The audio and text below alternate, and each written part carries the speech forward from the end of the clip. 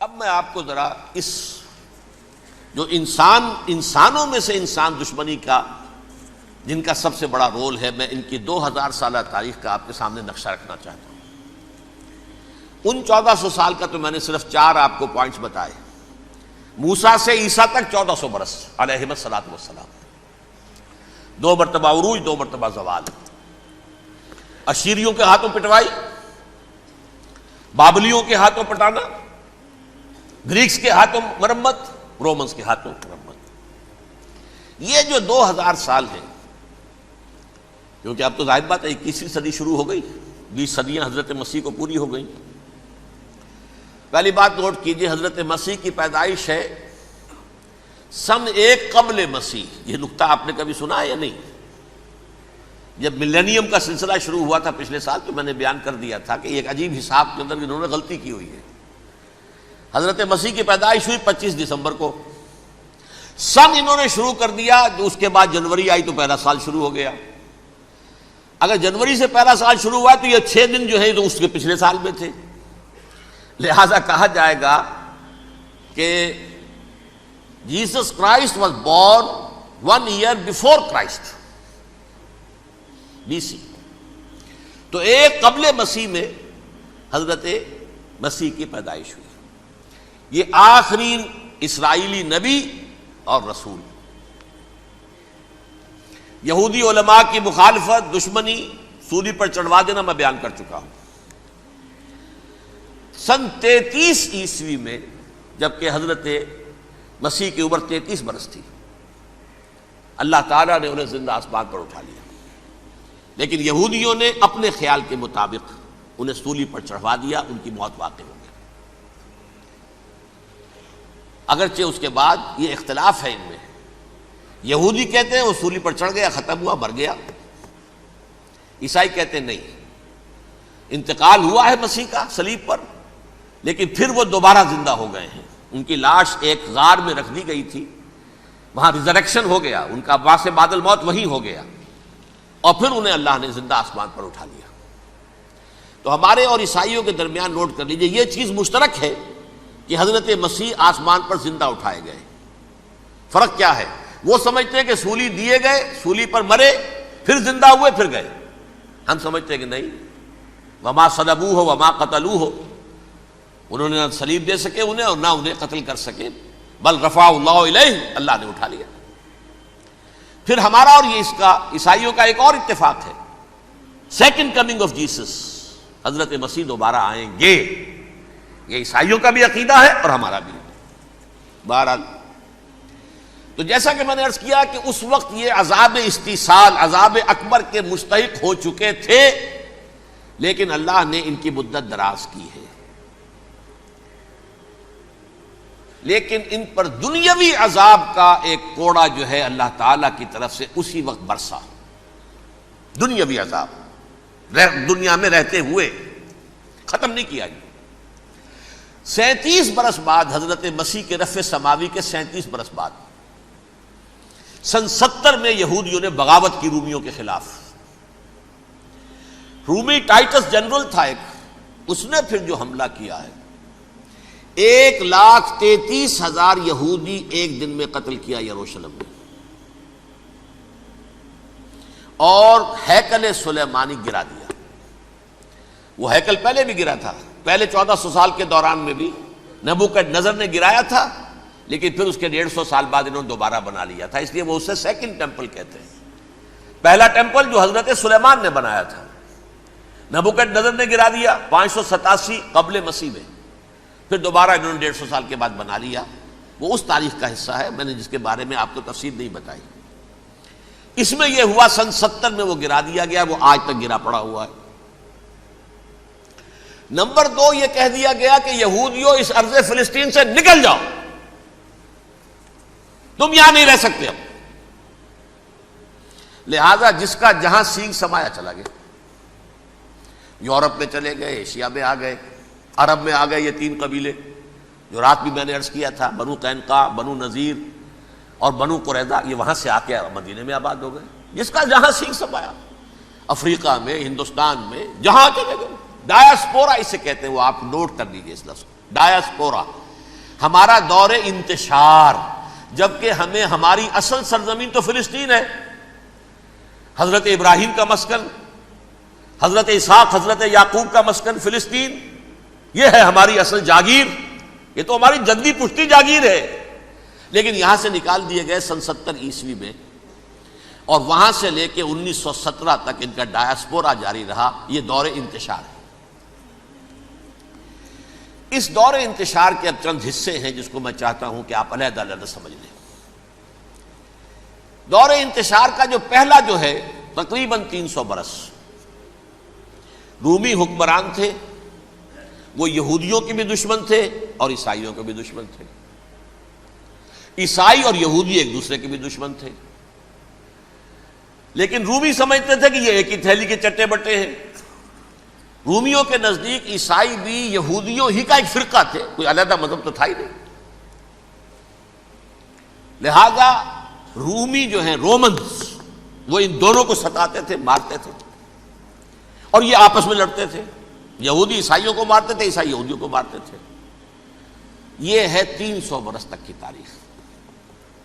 سن 300 عیسوی میں کیا ہوا؟ ایک معجزہ ہو گیا۔ بہت عظیم ایمپرر کانسٹینٹائن، قسطنطین اعظم، رومن ایمپررز میں سے بہت بڑا ایمپرر، وہ عیسائی ہو گئے۔ اب تو معاملہ بالکل تلپٹ ہو گیا، پوری سلطنت عیسائی ہو گئی۔ اب عیسائیوں کے عیش ہو گئے اور یہودیوں پہ مار پڑنی شروع ہوئی۔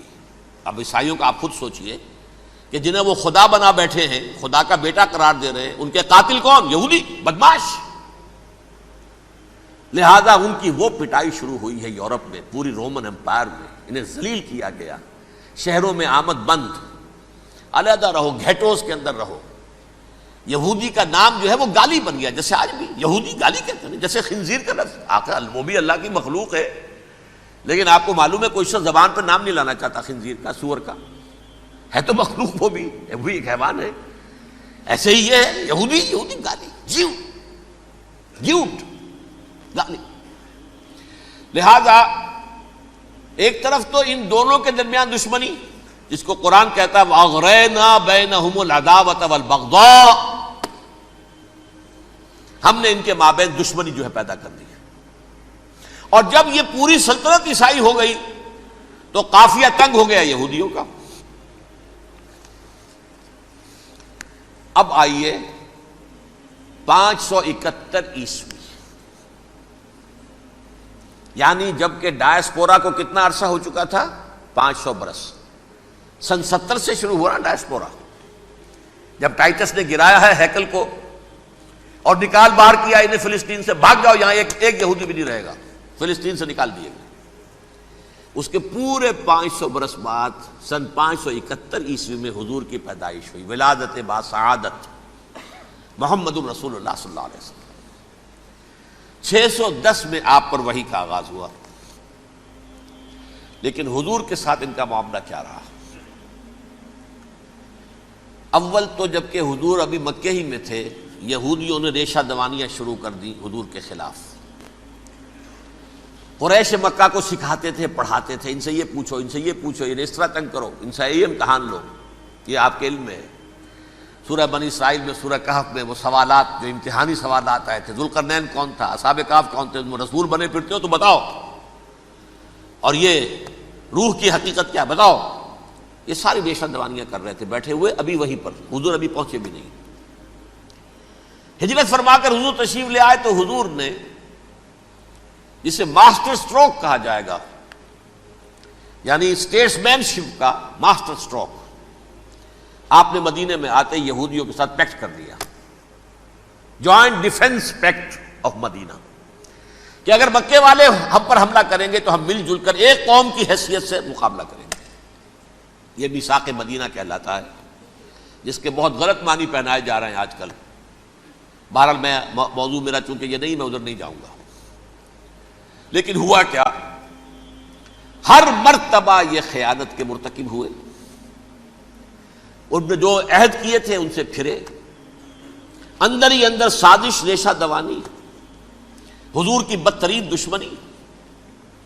سورہ نساء کی آیت نمبر 12 میں 14 میں 13 میں فرمایا ہے لا تزال تطلع علی خائنۃ منہم، اے نبی ہمیشہ آپ کے علم میں ان کی طرف سے خیانتیں، بددیانتیاں آتی رہیں گی. اور بار بار وہ مسلسل جنگ کی آگ بھڑکاتے تھے. قریش کو دعوت دیتے، آؤ آؤ آؤ ہم اندر سے بغاوت کر دیں گے، تم آؤ تو صحیح، ختم کریں محمد کو اور اہل ایمان کو صلی اللہ علیہ وسلم ورضی اللہ تعالی عنہم اجمعین. لیکن پھر جب وہ آتے تھے تو یہ دبک جاتے تھے، ان میں ہمت نہیں تھی، میدان کے مرد نہیں رہے تھے. یہ سورہ حشر میں ان کا نقشہ کھینچا گیا ہے. کھلے میدان میں مقابلے کی اس کے اندر صلاحیت ہی نہیں ہے. یہ تو فصیلوں کے پیچھے سے، جیسے عورتیں کہیں دیہات میں لڑائی ہوتی ہے تو مرد جو ہے گلیوں میں لڑتے ہیں، عورتیں اوپر سے پتھر پھینکتی ہیں، بس وہ کام یہ کر سکتے تھے. من ورائے جدر، فصیلوں کے پیچھے سے، جنگ میں میدان میں نہیں آ سکتے. بہرحال قرآن مجید میں ہے یہ سورہ مائدہ کی آیت نمبر 64، کلما اوقدوا نارا للحرب اطفاها اللہ. اکثر و بیشتر مواقع پر تو یہ جب آگ بھڑکاتے تھے جنگ کی، اللہ اسے بجھا دیتا تھا. لیکن بہرحال اس کے باوجود جنگیں ہوئی، غزوہ بدر، غزوہ احد ہوئی کہ نہیں؟ یہ ساری اس اصل شرارت ہوئی. اور اس کے نتیجے میں حضور نے پھر ایک ایک کر کے 3 قبیلوں کو سزا دی. غزوہ بدر کے فوراً بعد بنو قینقاع نکالے گئے مدینے سے، غزوہ احد کے فوراً بعد بنو نذیر نکالے گئے، اور غزوہ احزاب کے بعد بنو قریظہ نکال دیے گئے. یہ تو میں نے آپ کے سامنے رکھ دیا صرف حضور کے زمانے میں ان کا کیا رویہ رہا. دشمن، رات بھی ہم نے وہ آیت پڑھی تھی، لَتَجِدَنَّ أَشَدَّ النَّاسِ عَدَاوَةً لِلَّذِينَ آمَنُوا الْيَهُودُ وَالَّذِينَ أَشْرَكُوا. اہل ایمان کی دشمنی میں شدید ترین تم پاؤ گے یہودیوں کو اور مشرکین. مشرکین بھی بعد میں ہے، پہلے یہودی. حضور کے بعد کیا ہوا اب یہ نوٹ کیجئے، یہ ان کی تاریخ کا دوسرا دور. حضرت عمر رضی اللہ تعالیٰ عنہ قائد خلافت ہے. بیت المقدس کا محاصرہ کیا گیا، فصیل بڑی اونچی، شہر اندر سے سیلف سفیشینٹ، حملے کا راستہ کوئی نہیں، محاصرہ طول کھینچ رہا ہے، لیکن ان کے پاس رسد بھی موجود ہے، پانی بھی موجود ہے، وہ دروازے بند کر کے بیٹھے ہوئے ہیں. بالآخر اللہ تعالیٰ کی مشیت کا ظہور کیسے ہوا؟ ان کے کچھ علماء آئے فصیل پر، کہا دیکھو مسلمانوں، تم قیامت تک بھی یہاں پڑے رہو گے محاصرہ کر کے، ہمارا یہ شہر فتح نہیں ہوگا. ہاں ایک درویش بادشاہ کے ہاتھوں یہ شہر فتح ہونا ہے، لیکن تمہارے اندر ہمیں وہ نظر نہیں آ رہا. ابو عبیدہ بن الجراح رضی اللہ تعالی عنہ، امین هذه الامہ، ان کا فوراً ذہن گیا وہ درویش بادشاہ مدینے میں بیٹھا ہوا ہے، عمر رضی اللہ تعالی. اب ایک اور عمر بھی ہے جو قندھار میں بیٹھا ہے. نقشہ وہی ہے، سادگی کی حد تک نقشہ وہی، بالکل وہی، اپنی آنکھوں سے دیکھا ہے، وہی سادگی. عمر اول، عمر ثانی تھے عمر بن عبدالعزیز.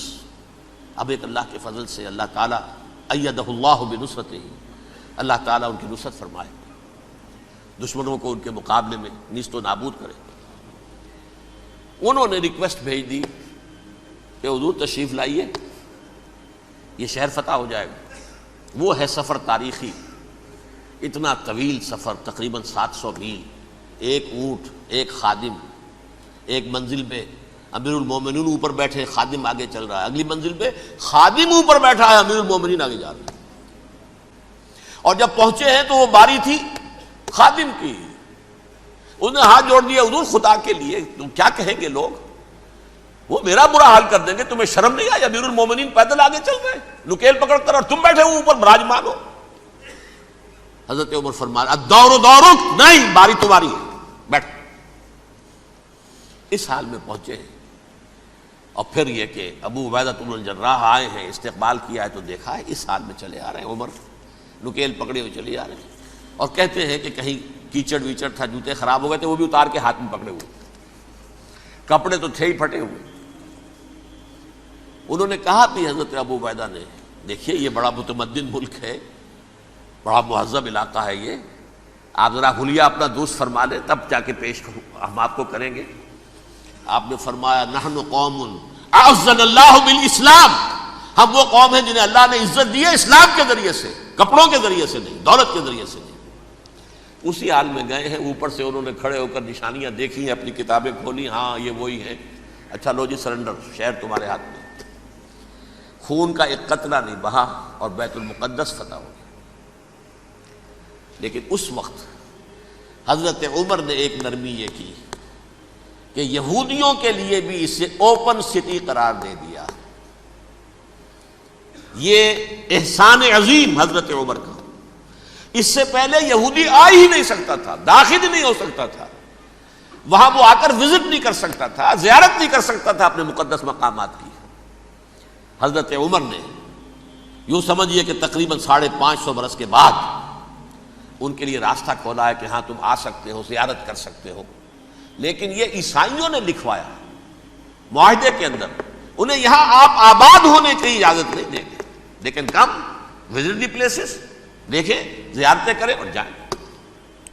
یہ معاہدہ حضرت عمر کا ہے رضی اللہ تعالیٰ، جو پھر خلافت راشدہ کے بعد بنو امیہ نے بھی اس کو آرڈر کیا، بنو عباس نے کیا۔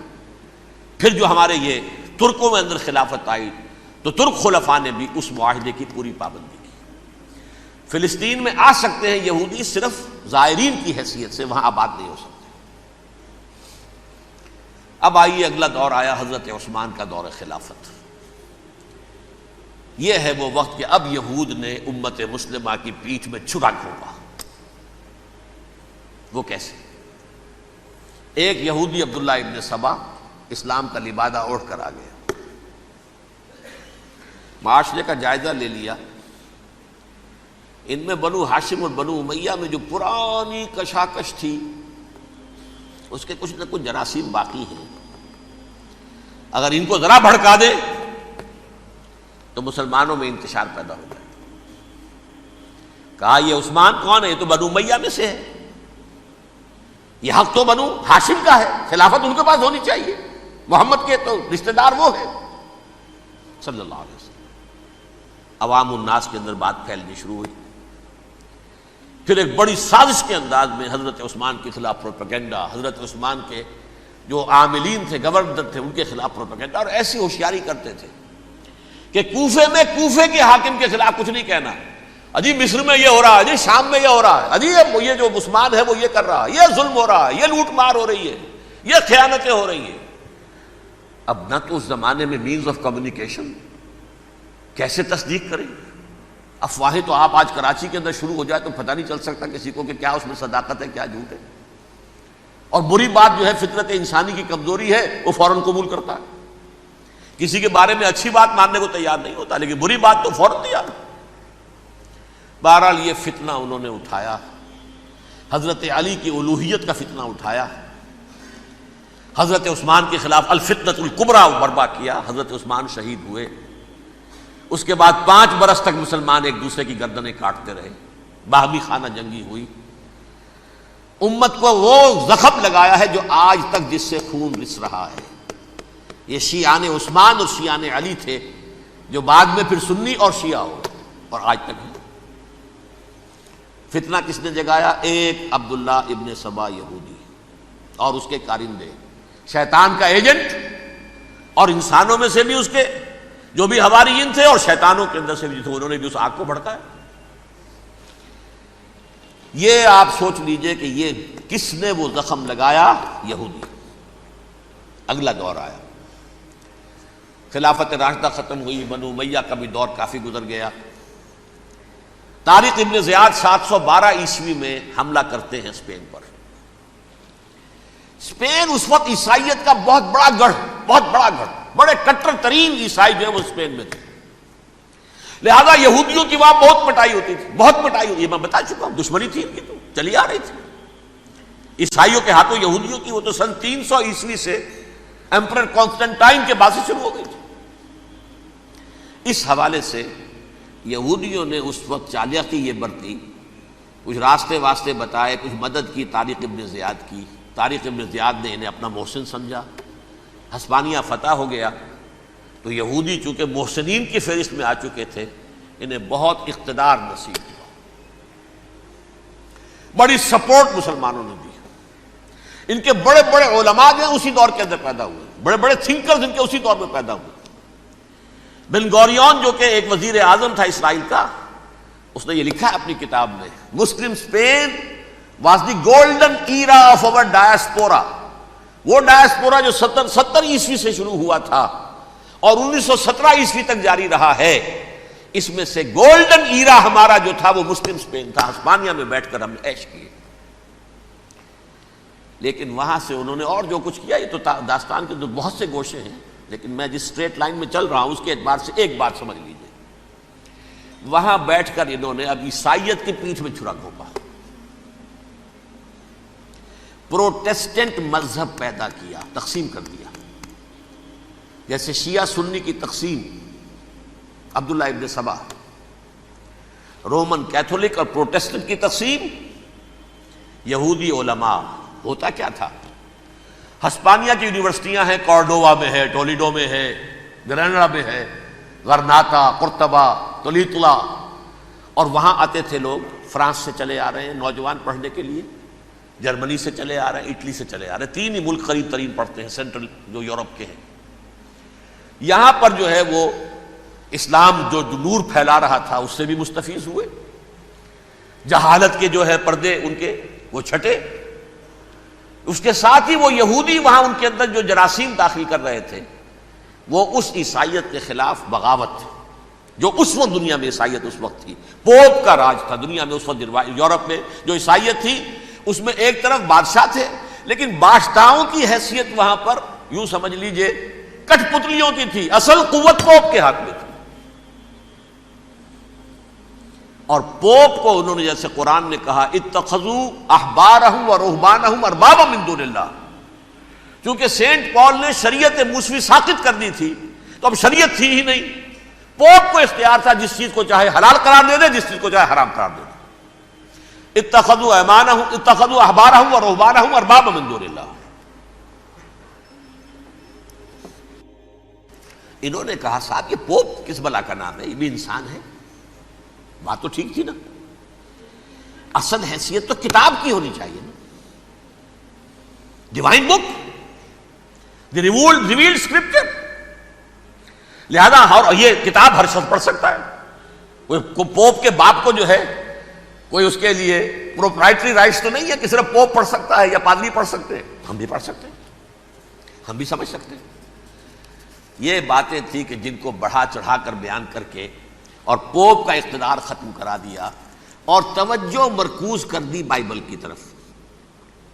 اب بائبل میں بڑا حصہ تو اولڈ ٹیسٹامنٹ کا ہے. نتیجہ کیا ہوا؟ یہود کی عظمت پروٹیسٹنٹس کے نزدیک مسلم ہو گئی. اصل قوم تو یہ ہے. وہ دشمنی بدلی کہ نہیں بدلی؟ موسیٰ کے امتی یہ ہے، تورات موسیٰ کو دی گئی، ابراہیم کی نسل یہ ہے. لہذا وہ جو دشمنی تھی، جو عداوت تھی کہ ہمارے خدا کو سولی چڑھانے والے ہیں یہ بدماش، اس کا ازالہ ہوا اس پروٹیسٹنٹ مذہب کے نتیجے میں. یہ میں اب آپ کو بتاتا ہوں کہ ایک نتیجہ وہ نکلا ہے جسے برٹرنڈ رسل نے بیان کیا ہے. اس کی کتاب ہے ان پریز آف آئیڈلنس، صفحہ 108. وہ لکھتا ہے the Christians retaining the Judaic belief in special revelation added to it the Roman desire for world wide domination and the Greek taste for metaphysical subtleties. The combination produce the most fiercely persecuting religion that the world has yet known. یہ 3 چیزیں آ کر عیسائیت میں مل گئی. ایک تو جب یہ اولڈ ٹیسٹامنٹ جو ہے وہ ان کے ہاتھ میں آ گئی، اور اس کے میں کچھ آپ کو بتا دیتا ہوں کہ اولڈ ٹیسٹامنٹ کی تعلیمات، کیونکہ یہ اولڈ ٹیسٹامنٹ جو ہے یہ محرف تھی. اصل تورات تو گم ہو گئی تھی 587 قبل مسیح میں، جب پہلی مرتبہ ہیکل جو ہے تباہ ہوا ہے، اس وقت ختم ہو گئی تھی. اس کے کوئی 150 سال کے بعد انہوں نے یادداشتوں سے مرتب کر کے لکھی ہے. اب اس میں ان کے اپنے خیالات، اپنے امانی، اپنی توجیحات وہ شامل ہو گئی.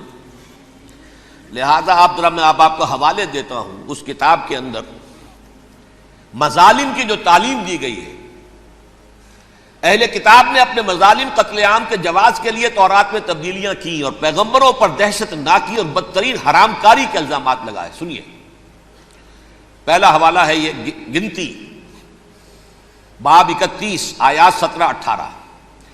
اس لیے ان بچوں میں جتنے لڑکے ہیں سب کو مار ڈالو، اور جتنی عورتیں مرد کا منہ دیکھ چکی ہیں ان کو بھی قتل کر ڈالو، لیکن ان لڑکیوں کو جو مرد سے واقف نہیں اور اچھوتی ہیں اپنے لیے زندہ رکھو.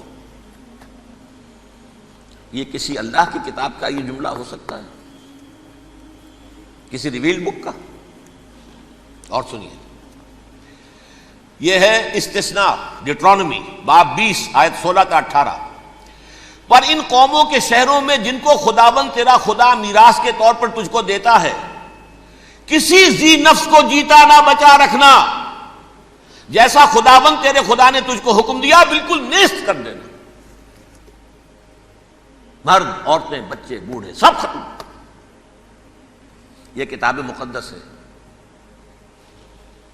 اور سنیے،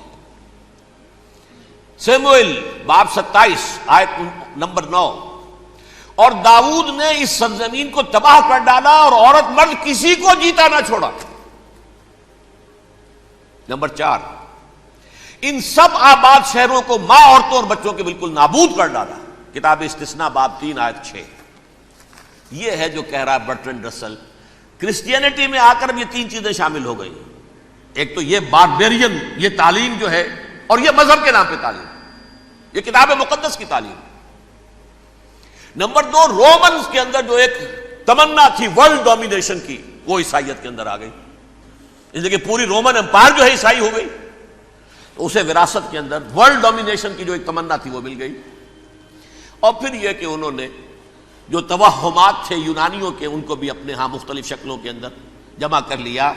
ان تین چیزوں کا the combination produced the most fiercely persecuting religion that the world has yet known. اس کے نتیجے میں دنیا میں تاریخ انسانیت کے اندر جو بدترین خوخار ترین مذہب ہو سکتا ہے وہ شکل عیسائیت نے اختیار کی. اور اس کا مظہر عتم کیا تھا؟ نوٹ کیجئے، صلیبی جنگیں. ایک بات ٹائم ٹیبل کے اعتبار سے نوٹ کر لیجئے گا. فرسٹ ملینیم ختم ہوا، سیکنڈ شروع ہوا. ان کے 1000 سال ختم ہوئے تو 11ویں صدی میں سیکنڈ ملینیم شروع ہوا، تو پہلی صلیبی جنگیں ہوئی. لاکھوں مسلمان قتل کیے. صرف یروشلم کے اندر اتنا خون بہایا ہے کہ خود ان کے ہسٹورینز لکھتے ہیں کہ جب ان صلیبیوں نے جب گھوڑوں کے ساتھ وہ چل رہے تھے گلیوں میں، تو ان کے گھوڑوں کے گھٹنوں تک خون کی ندی بہ رہی تھی. جہاں سے گزرے ختم کرتے چلے گئے، آبادیاں کی آبادیاں ختم کر دی.